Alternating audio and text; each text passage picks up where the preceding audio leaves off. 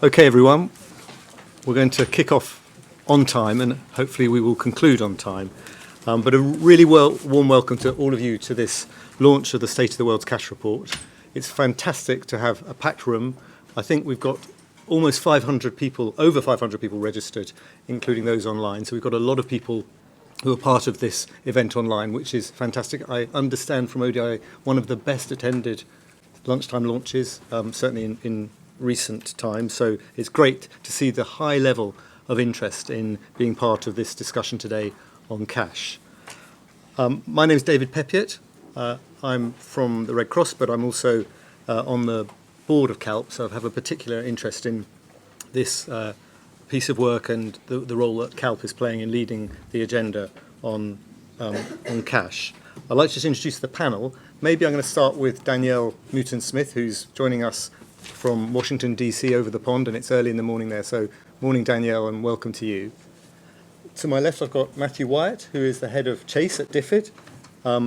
Fiona, who is fresh off a plane from Nepal, and a senior research fellow here at ODI. So great to have you here, Fiona. And of course, Alex Jacobs, who leads CALP and will be commenting in a moment to give a summary of the report. Just some practicalities. In terms of the structure of the session, I'm going to invite each of our panellists to make a contribution on some of their key reflections on reading the report. And then we might have a brief panel discussion after that before I open the floor to Q&A here, but also to those online. And when it comes to that, please keep any questions as brief and tight as possible, and just identify your affiliation or what organisation you're associated with, and we'll have a roaming mic so that everyone can follow your questions who are online. A practicality, please can you turn your phones on silent, but you're very much free to tweet on hashtag SOWC2018, or continue to transfer cash on your phones during the meeting. The case for cash is one.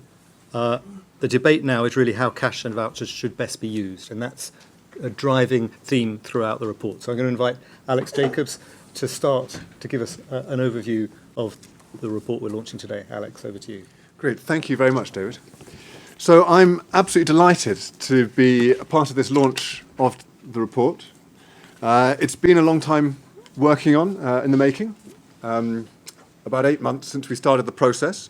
What I'd like to do is just very briefly talk a bit about the process of developing the report, touch on some key findings, and then touch on the next steps.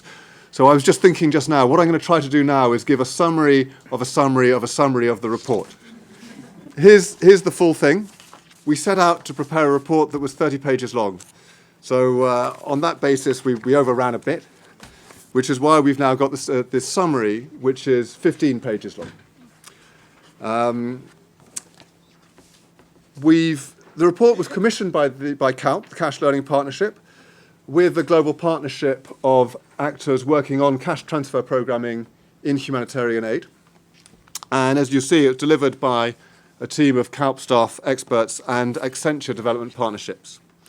What we set out to do was to develop an objective review of the state of cash transfer programming in aid today with two purposes. One was to assess progress compared to the commitments that have been made, so that would include the Grand Bargain and others. And the second was to provide shared insights to accelerate progress. So our ambition for this report is that it provides a common analysis that can be the basis for common action, for shared action, to keep going further down the path of using cash and vouchers in humanitarian aid. The report is drawn from a wide range of both primary and secondary research, and we could talk a bit more about the methods as useful. It's informed by expert opinion from across the sector, from different actors and from different countries around the world. It was guided by a high-level steering committee with representatives from donors, UN agencies and NGOs and national governments. The report you'll see is structured around the Global Framework for Action, and a summary of that's included inside the back cover as Annex 1. And this is a summary of, this is a consolidation of all the major commitments made to cash programming over the last couple of years. So it includes the Grand Bargain as well as other major commitments and recommendations, for instance, made through the high-level panel and ECHO's 10 principles and others. The report, the full version of the report, is structured with one chapter for each of those 6 areas of the global framework. Then there are also 8 case studies that go in depth towards the end of the report in an annex, which I'd really recommend to you. We're unlikely to talk about those in detail today, but they really bring the issues to life in a variety of different operational contexts. So in terms of some of the key findings, if I could just ask you to turn to page 5, you'll see the infographic. So this is a summary of the executive summary that you're holding. This is a real high-level distillation of messages. There's vast amounts more analysis in the full report. So if you do have questions, I could refer you back maybe to some more of the analysis in there. Let me just pick out a few of the main points. So the overall headline, in terms of volume, as you'll have seen, is that the global use of cash and vouchers is increasing, and it increased by 40% from 2015 to 2016. Now, we work quite closely with development initiatives on preparing these figures to ensure that they're comparable, and we can talk more about that, as useful. There's no question that over the last year and 2 years, cash transfer programming is being used to improve humanitarian aid around the world. So the major recent commitments that have been made are turning into action. Momentum for cash and vouchers is strong, and it has deep roots. It's widely shared across all the various actors in humanitarian aid. So we can say the train has left the station and perhaps is picking up speed, getting up to $2.8 billion. It's striking that that growth has been uneven. And in 2016, over 2/3 of the cash and vouchers delivered worldwide was delivered by 2 organisations, by WFP and UNHCR. And then there's a set of NGOs which cover about the next sort of half dozen sort of places, as it were, in the league table of how much cash and vouchers they're programming.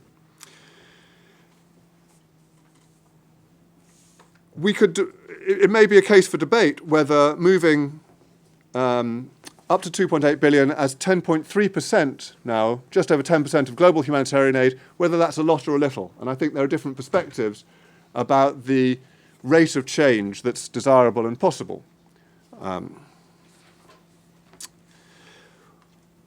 Moving across to the third point on the infographic, which is, I think we have a whole chapter on this, the capacity for cash transfer programming is very clearly identified as a critical limiting factor.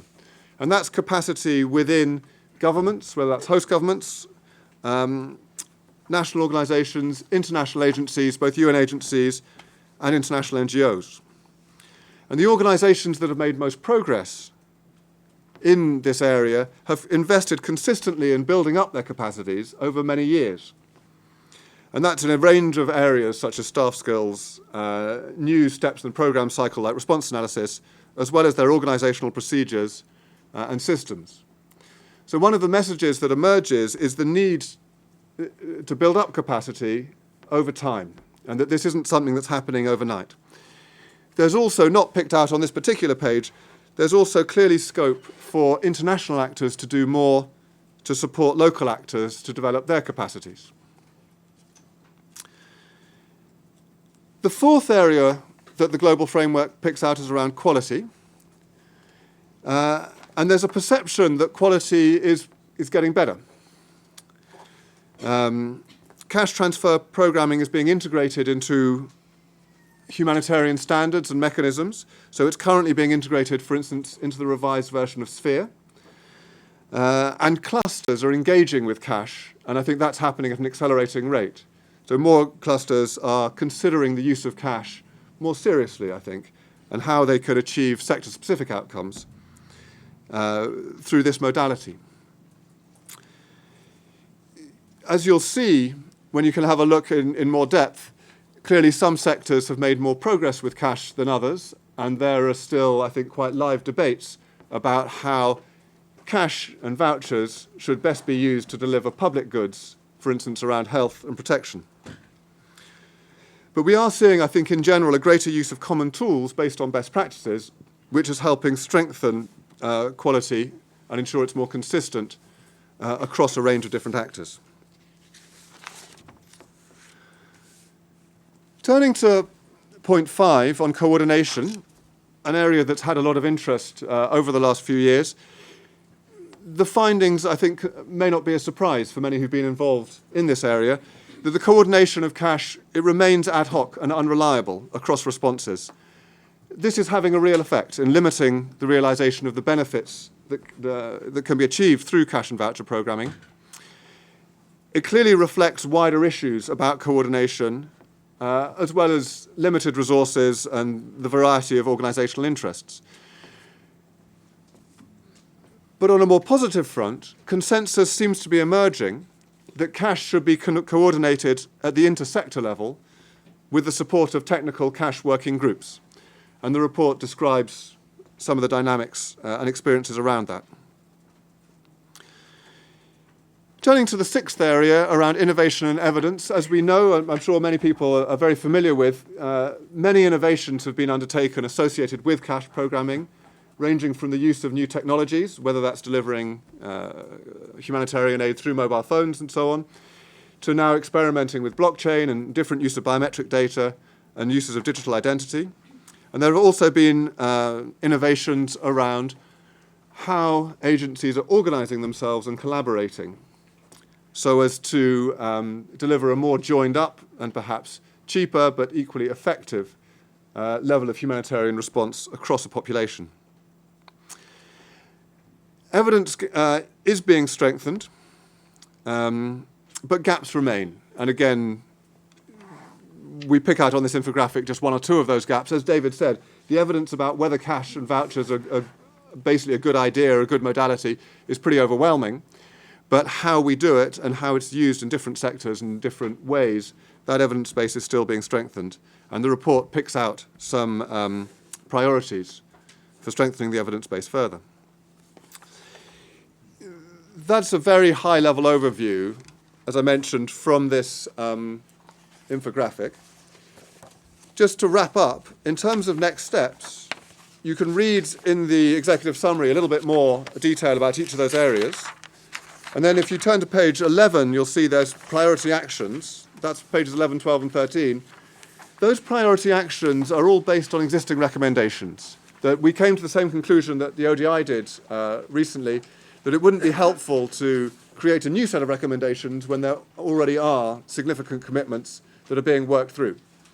So we've cross-referenced these recommendations to the Global Framework for Action and to the Action Plan for the Grand Bargain. There are a number of familiar themes there, which can really be summarized on page 14. So there were two overarching themes about, well, where are we going with cash transfer programming? The two themes are that at the moment the work is being done to integrate cash transfer programming into all existing mechanisms for humanitarian aid. So that means, as I've mentioned already, clusters, it means the coordination structures, it means agencies' own internal systems. It means funding decisions. And I think there's an increasing recognition that cash transfer programming has potential to accelerate certain reforms and to improve how humanitarian aid is provided, but it's one reform effort among many and is unlikely to drive all aspects of reform on its own. And the second key theme is around innovation and ongoing innovation. New ways are being trialled all the time, and as we speak around the world, cash and voucher programs are being trialled.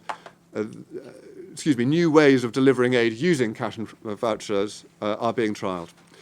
That includes developing new partnerships and also understanding, I think, better the strengths of cash and vouchers and some of the areas where they may not be the most appropriate modality. We've identified three enabling factors to keep supporting progress along those two themes. which let me close by summarising. So the first is that there's a clear need to continue to sustain the high-level policy commitments for cash and vouchers. We know that there's an awful lot of agendas and reform activity in aid. Work will need to be continued to make sure this stays on the table and gets the attention it needs, even whilst the capacity is built, which may take a number of years. The second enabling factor is around working collaboratively. The more that agencies and donors and other humanitarian actors can expect to use common approaches and can expect to share evidence and to learn together, the more progress we'll make. And the better will be the use of funds for people in crisis. And then the final enabling factor is around supporting a limited amount of cash-specific infrastructure, whether that's at a national level or a regional level or at a global level. But as much as possible, as I say, the message comes through very strongly that the real future of cash is in integrating it into established mechanisms rather than creating parallel structures.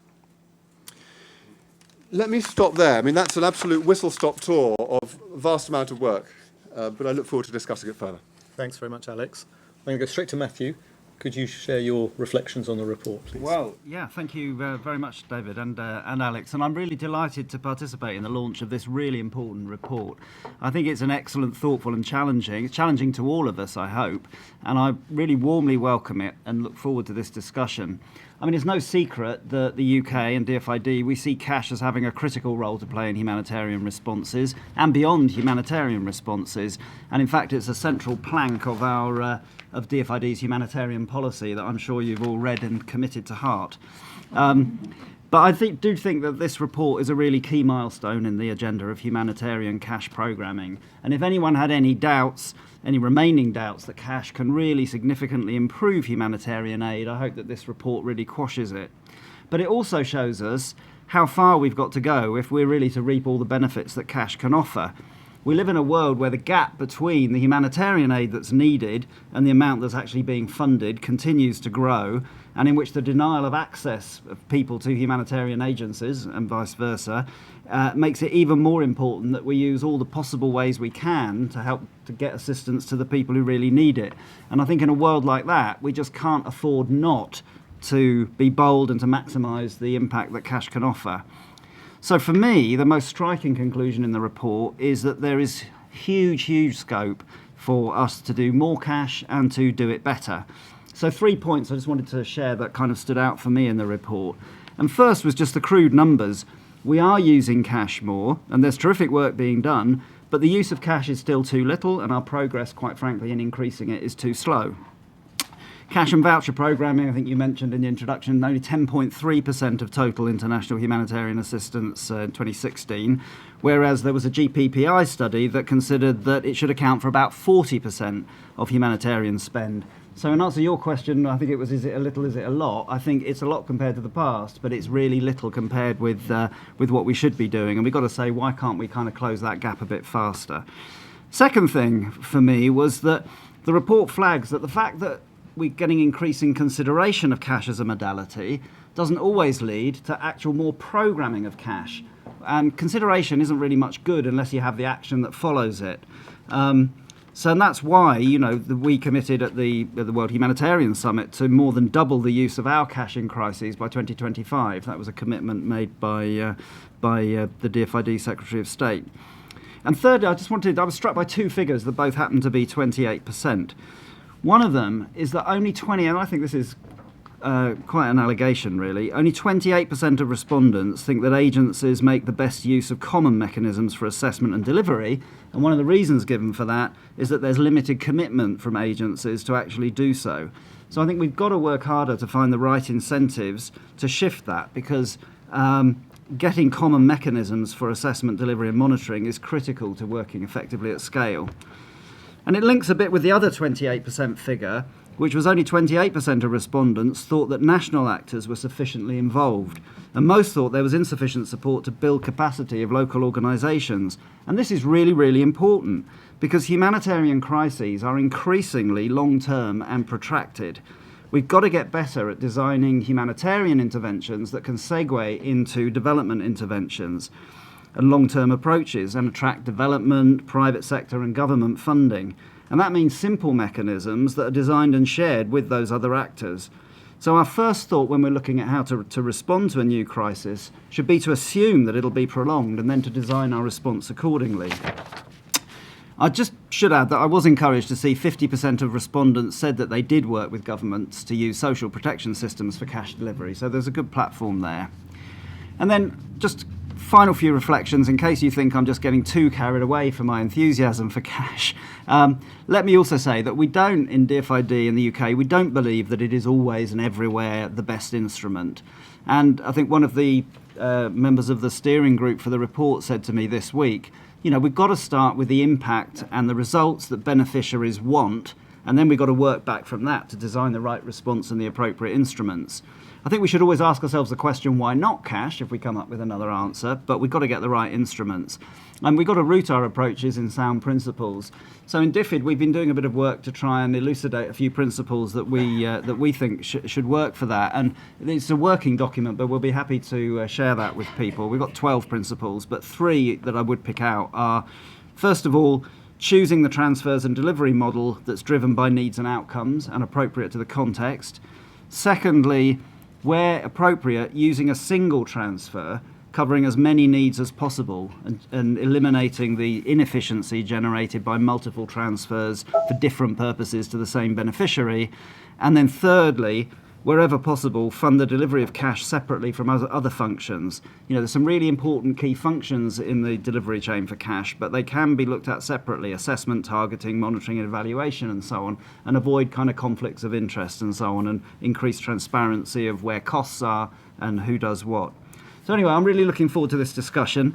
I hope that we'll leave it with redoubled commitment to get on with scaling up the scaling up, but also the coordination, the innovation, and building the partnerships that we're going to need to deliver support that meets the need for beneficiaries and allow them the kind of dignity of choice and agency that you and I would want were we in their place.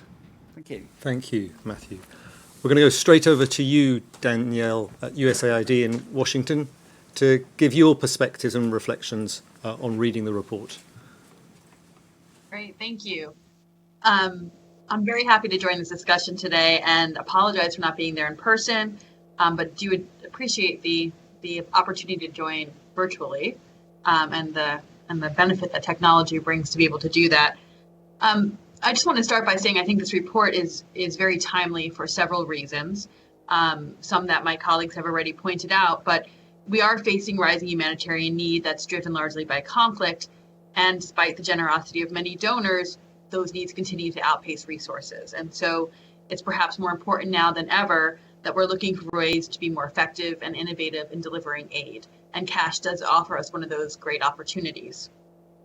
Further, I think the emergency contexts that we're working in are becoming more and more complex. And often we're finding, we can't get traditional in-kind aid into some areas, but we can get cash there. And so that provides us the opportunity to reach people who might otherwise be unreached by assistance. And so that's a really critical point in places. We've seen that in places like Nigeria or even parts of Somalia, where we can reach them with cash, but getting in kind might be really difficult. So it offers us that opportunity to kind of reach beyond what maybe traditional aid could have done a few years ago. And I think also that we should be looking for opportunities to connect more and more to local markets, which cash can really help with in recovery and resilience building.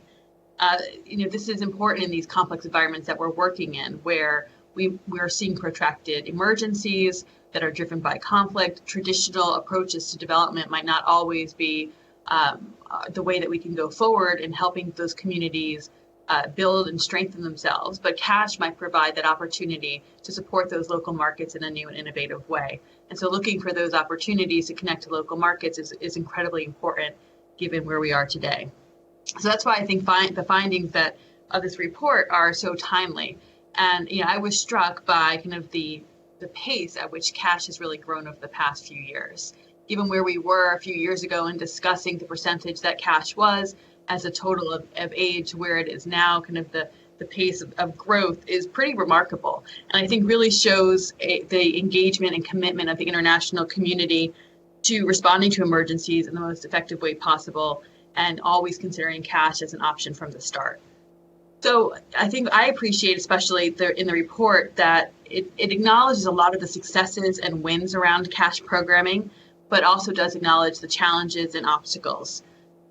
So it gives a really balanced approach, which I think is what those who still have a lot of questions about cash programming can take away from it, that we are looking at this from a evidence-based approach, that we're looking at it from an unbiased way of trying to really put the results and the impacts forward first.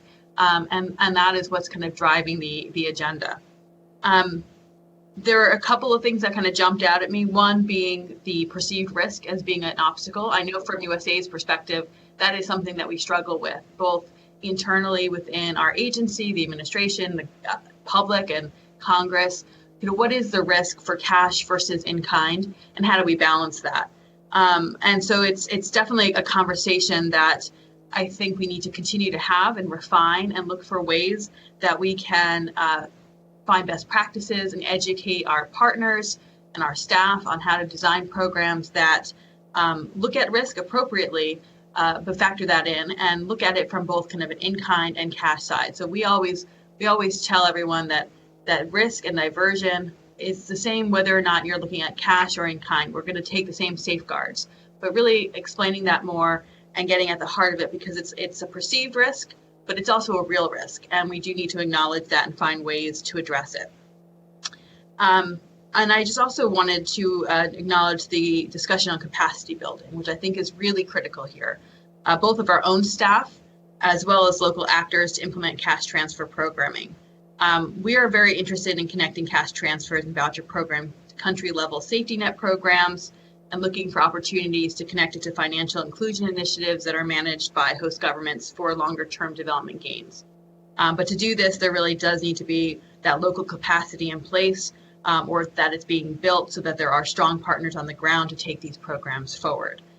We've worked with CALP specifically to help train our staff and our partners and bring to them the best practices in cash programming to help educate and capacitate our staff and our partners, because we did see as we were scaling up, we wanted to make sure that we weren't scaling up too quickly, that we were going to outpace kind of the expertise of everyone. And so I think bringing those skills, making sure that people are sharp on them, are really important. And I think that the report does a good job of acknowledging that this is a gap and a weakness, but something that is that we can overcome with the right steps. So I just wanted to kind of close by saying that I think this report is an important milestone in measuring the successes to date, which are significant and I do think should be celebrated, but also highlighting some of the obstacles and challenges which are real and do need to be addressed to continue onward progress. And I think it should serve as a good roadmap as we continue forward to refine and improve our efforts, not just for cash programming, but the humanitarian action more broadly. Thank you, Danielle. Fiona. Thank you, and thanks very much for inviting me to speak on this panel. As the other speakers have mentioned, I think this report is great. I think the infographic is really nice as well and very catchy, and great to have a summary of a summary of a summary. I think it really picks it up very nicely.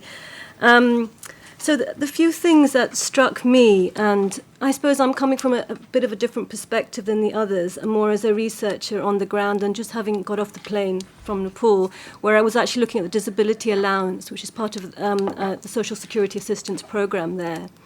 And I suppose I was just thinking about, what are the sort of the 6 dimensions that you mentioned, what stands out from this sort of very recent experience in fieldwork. And I suppose the one thing which sort of doesn't necessarily sort of connect with what I'm seeing in the field is and it's very impressive, is the fact that there's such an increase of funding going on the cash and vouchers. And I think the disability allowance is very, very small in Nepal, for instance. So that's one sort of disconnect that I'm seeing. But at the same time, this increase is really, really striking. I suppose the other thing that I'm seeing in this piece of work in Nepal recently, and also doing some work on the cash assistance program that UNICEF and UNHCR are running in Jordan, is the sort of the issues of delivery modalities and how the sort of the complications and issues that arise out of that. And in a way, it's sort of cutting across the sort of the issue of coordination that you mentioned here, and also capacity. But it's also sort of looking at it from the demand side. You know, what difficulties do people have in actually reaching the services, reaching the cash, accessing it? And I think it is coordination is a critical issue in that, as is capacity. So I think you know, bringing out these two dimensions in a sort of more sort of high level sort of approach is really interesting, you know, trying to also think about it, what it actually means in practice. And the other thing which I would also really strongly mention, which is emerging from a lot of the field work that we have been doing, is cash alone doesn't work. You know, you need other things. You need vouchers, possibly. You need sort of referral to other services. You need to think about things like, why are women not being able to go and access cash? You know, the sort of social norms which limit their mobility in many of these places. So I think it's a really strong message, which I think is also touched on here, is, you know, cash alone doesn't work. It's critical and it's very important. And I think a big finding on our Jordan study is that it has the cash assistance program does work, and it does, you know, afford a certain level of security to households, but it's not enough. Much more is needed, more cash and more other things. But I commend the authors of this study, and I think it's a great, you know, great document and great sort of distilling of, you know, the key issues and bringing it up, and very timely, as the other speakers have mentioned. Thanks, Fiona. In a moment, I'm going to ask some sort of follow-up specific questions to the panel, but I'm abusing my right as contributing chair to make a few brief comments myself from having read the report.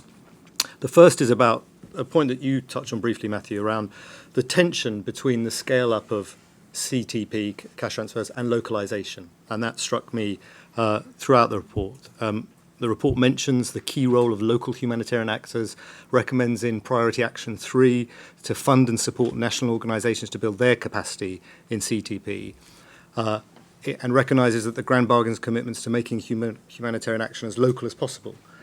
But quote in the report that this sits in tension with operational models that increase the scale of CTP through more streamlined models that involve fewer organisations. And I would hope that's something that others, particularly there's a wealth of operational programme ground level experience in the room and online, just that balance between the role of local humanitarian actors in cash and the tension with some of the models that are being rolled out. And I, too, would really endorse the point the report makes around the key priority to invest more in local national institutions. It was striking that the practitioner survey said only 28% of those who were interviewed in the survey felt that there is sufficient funding for local organisations. So that is something I would hope we might touch on. The second is around linking humanitarian cash transfer programming to national protection systems, which is something that I know you have a lot of knowledge in your own research, Fiona. And it's clear that there's more evidence needed to understand how cash can be more efficient and effective if linked to national protection systems. While there are clear risks for humanitarian organisations, including the politicisation of aid, potential mission creep or mission drift, the role that hidden bias in targeting beneficiaries, and the long-term nature of social protection, those are all challenges. But there are equally opportunities to bridge the humanitarian development divide in the area of social protection and use humanitarian cash interventions to strengthen social protection systems to be more shock responsive, although there is little evidence of that happening at the moment, certainly in the report. And finally, I was struck by the report's evidence of huge efforts underway in many of the organisations that we represent. And on one hand, that's extremely positive in terms of the integration, the development of systems, tools, training, evaluation, programme approach, cash rosters and so forth. But is there not a real risk that in this area of duplication, competition and fragmentation, and as we talk around cash being another area of reform in the humanitarian system, I hope it won't be one of the areas that contributes to competition and a lack of collaboration as we all get on board the train that's left the station. So I'm going to just turn to the panel with a few questions, and then we're going to open up to the floor, particularly to Matthew and Danielle as two influential donors in this area. As I mentioned, around some of the selection of operation models, of which DFID is very strongly supporting, your own experience in Lebanon. It would be interesting to hear your reflections on some of the learning from DFID, perhaps echo on the Lebanon experience in the operational models that you've been promoting. That's the first one to you. Okay. All right. Well, I suppose the first thing to say is it's still fairly early days. So I think, some of the lessons probably we still have yet to learn, but maybe some reflections on the experience so far. I guess one would be that donors working together is an awful lot better than donors not working together. Donors working together can sometimes seem like maybe you're ganging up, but donors all saying different things, I think, is much worse. And I think one thing in Lebanon is, there was a group of donors, ECHO was one, as you've already mentioned, Germany, Norway, the UK. We had very much a kind of similar vision, and I think we were willing to make the kind of compromises with each other and so on to come up with a coherent approach on the donor side. And I think that's important to moving. So I think, and that's that when my original remarks, I was talking about this is challenging for all of us. I think we're all having to find new, we've all got to work in rather different ways than we're used to. And sometimes it bumps us up against our systems. If for donors, it might be constraints Parliament puts on or systems that, treasurers impose. For some of the agencies, it might relate to mandates or whatever. But, for all of us, we're bumping up against those things. So I think the fact that donors actually did have a coherent approach was good. Second thing maybe is I think that there was a real attempt to draw on good evidence. There was evidence in Lebanon. WFP generated great evidence on the kind of cash versus vouchers debate and so on, and which is more effective in that situation, and so on. So that was important. But obviously, it's going to be continually important to learn as we go. And I was very struck by Fiona's point that she made about, we've got to keep looking at it from the point of view of, is the beneficiary getting what they want? Are they able to access what we're saying is available? Is it actually happening? And triangulating with that and continually coming back, not to some kind of ideological approach to what we think works best, but what is actually working best for the beneficiary, and being humble enough to recognise when what we thought was going to work isn't working and then change it. And then final point is, it is really tough to get a system to work in a really different way from the way it's worked in the past. It's been, and I think it has been, for some of the partners, it's been quite a bruising experience in trying to get the Lebanon thing working. I hope that and I believe that it was really worthwhile, that it was really worth holding to some of the key principles, trying to keep a focus on on what is going to look best and what is going to feel best from the point of view of beneficiaries, and work up from that. And then if it doesn't kind of suit a donor or suit the agencies, well, the donors or the agencies should change. It's not the beneficiary that should change. Yeah. So, but it is really, really tough, and that does mean that you've got to hold your nerve and be prepared for some pretty difficult conversations. So there's three thoughts. Thank you. Can I turn to you, Danielle, to ask about the use of multi-purpose grants, unrestricted cash, which is identified as one of the critical debates in the report. USAID is not the biggest donor, is the biggest donor on cash and vouchers, but is not the biggest supporter of multi-purpose grants. Can you give some reflection on that, as that's identified as a critical debate in the report, and where you see the future of unrestricted cash from your perspective as a donor? Sure. Yeah, so I think this is a very critical debate, and I think it is one where we as USAID have had slightly different perspectives than some of our other donor colleagues around the question of multi-purpose cash. And I wouldn't say that we're opposed to multi-purpose cash. I think that we have several internal challenges to programming that way that we are currently looking at and working through. And then we have certain questions still about the system and how it's being measured and how it's has been used, and whether or not the system has the capacity to really take it on fully. So in terms of our internal questions, the U.S. government humanitarian system is a bit complicated and wonky. We actually have 3 offices that do humanitarian aid right now, 2 at USAID. My office, Food for Peace, which focuses on emergency food assistance to all populations, And we do complementary activities, WASH and so on, but we're really focused on that food security sector specifically. And the Office of Foreign Disaster Assistance, which is our sister office here, which kind of works on the non-food side. And then at the State Department is the Population for Refugees Bureau, which focuses on refugee populations, everything but food. So it's very broken up, and it can be very complicated, especially from an outside perspective of understanding those touch points and where things are coming from. But all that said, we have specific mandates and actually legislation and restrictions on our funding on what we can and can't do with our resources. And that actually makes the multi-purpose part a bit tricky at times for us. We can't just easily any of our one offices really do multi-purpose cash because we're limited by sector or population. So there's a very practical reason why, in a sense, we are limited on how much we can do with multi-purpose right now. And I say right now because we are looking at ways that we can be more innovative and creative in using our authorities and our funding. We are doing some joint funding to partners, looking at ways that we can partner with, say, OFTA and come together to do a multi-purpose cash assistance grant. But it takes a lot of work and it's a lot of socialization with our partners on the outside too, in terms of how they come to us as a donor. And so we have to kind of work on that area, talk about like new funding requirements and guidance and things like that to really get there. So I think we're heading in that direction, but it's going to take us some time to really get there. And I think our administrator, especially our new administrator that came in the end of 2017, is very focused on innovation and efficiency. And so I think this is up his alley in terms of things that he wants to focus on.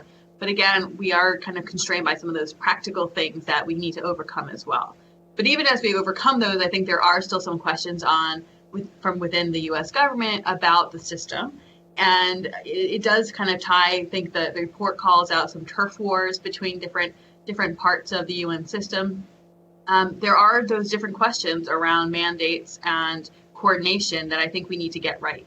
And cash is kind of a forcing mechanism on some of that, can be really difficult for those partners. And, we've seen it hold up some programming in certain places. And so I think we really kind of need to buckle down as a community and say, okay, we can't just say cash is going to kind of transform the system. We also have to look at how do we transform the system to make cash work better.